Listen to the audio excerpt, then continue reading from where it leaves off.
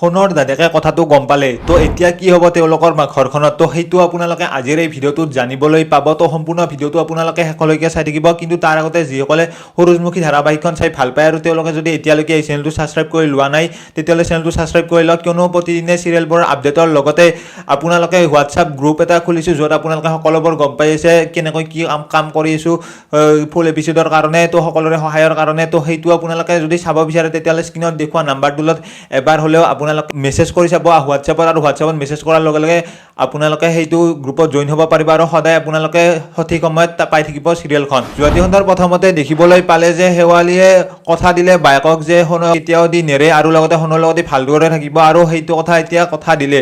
আৰু কথা দিয়াৰ লগতে সোণ আৰু শেৱালীৰ বিয়াখনৰ কথা আৰু অনুস্মিতাইও সেইবোৰ কথা সোণৰ দাদেকৰ লগত পাতি আছিল, আৰু সোণৰ দাদেকৰ লগত পাতি থাকোঁতে সোণৰ দাদেকে বহুত বেছি লাজ পাইছে যে তেনেকুৱা সোণেদি কৰিলে, আৰু অনুস্মিতাই কৈছিল যে আগৰ পৰাই দি শেৱালীক ভাল পায়। তো সেইটো কথা কোৱাৰ কাৰণে এতিয়া দাদেকে কৈছিল যে ইমান দিনে কিয় লুকাই আছিল আৰু মোক কিয় নকলে ইমান দিনে। তো সেইটো কথা এতিয়া দাদেকে কৈছিল, আৰু লগতে এতিয়া অনুস্মিতাৰ মাকে দাদেকৰ বিয়াখন পাতি নিদিয়ে বুলি কৈছিল তেওঁলোকৰ ঘৰখনৰ লগত, আৰু তেনেকুৱা বদনামী ঘৰ এখনৰ লগতে সম্পৰ্ক নকৰে। তো সেইটো কথা কৈছিল, আৰু সোণহঁতৰ ঘৰলৈ গুড্ডু নামৰ ল'ৰাটোৱে দেউতাকৰ লগত আহিছিল মামীয়েকক চাবৰ কাৰণে, আৰু গুড্ডুই মামীয়েকক চাব অহা কথাটোৰ কাৰণে পুৱতীয়ে ভাল পোৱা নাছিল আৰু পুৱতীয়ে বেয়াকৈ কৈছিল, আৰু সেইবাবে এতিয়া গুড্ডুৰ দেউতাকক দোষ দিছিল পুৱতীয়ে, আৰু সেইবাবে গুড্ডুৱে বহুত বেছি বেয়া পাইছিল। আৰু গুড্ডুৰ লগত শেৱালীয়ে ভালদৰে কথা পাতিছিল আৰু তেওঁলোকে বহুত বেছি ভাল লগ হৈ পৰিল অকম সময়ত, আৰু পেহীয়েকে সেইবোৰ দেখি একেবাৰে ভাল পোৱা নাছিল। আৰু গুড্ডুৰ দেউতাকৰ লগত যেতিয়া সোণে কথা পাতি আছিল আৰু সেইবোৰ কথা শুনি গম পাইছিল যে আচলতে সোণে সেইখন বিয়া জোৰ জবৰদস্তি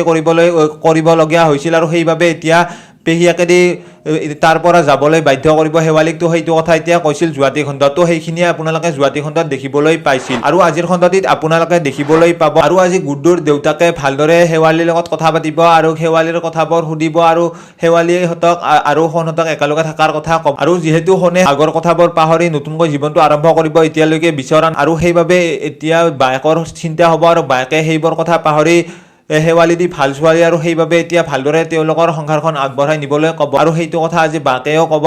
কিন্তু এতিয়া গুড্ডুৰ দেউতাক আৰু বায়েকৰ কথা শুনি শেৱালীৰ লগত বাৰু ভালদৰে সম্পৰ্ক স্থাপন কৰিব পাৰিবনে নোৱাৰে সোণে, তো সেইটো আপোনালোকে আজিৰ খণ্ডটিত দেখিবলৈ পাব।